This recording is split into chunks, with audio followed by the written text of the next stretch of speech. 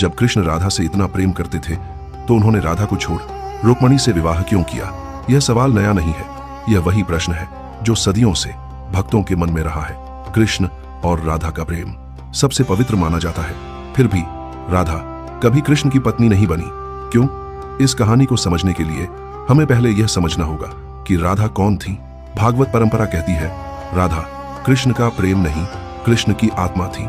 जहां कृष्ण थे वहीं राधा थी, लेकिन आत्मा और शरीर कभी विवाह नहीं करते, वे अलग होकर ही अपनी पूर्णता दिखाते हैं। अब आते हैं रुक्मणी पर। रुक्मणी विदर्भ की राजकुमारी थी, एक राजधर्म निभाने वाली स्त्री। जब रुक्मणी का अपहरण हुआ तो कृष्ण ने एक राजा की तरह, एक क्षत्रिय की तरह उन्हें स्वीकार किया, क्योंकि कृष्ण का एक रूप था गृहस्थ और एक रूप था प्रेम। राधा उस प्रेम का स्वरूप थी जो किसी बंधन में नहीं बंधता। रुक्मणी उस धर्म का स्वरूप थी जो समाज को चलाता है। महाभारत और पुराण कहीं भी यह नहीं कहते कि कृष्ण ने राधा को छोड़ा। कृष्ण मथुरा गए, द्वारका गए, लेकिन राधा उनसे अलग नहीं हुई, क्योंकि प्रेम साथ रहने का नाम नहीं, एक होने का नाम है।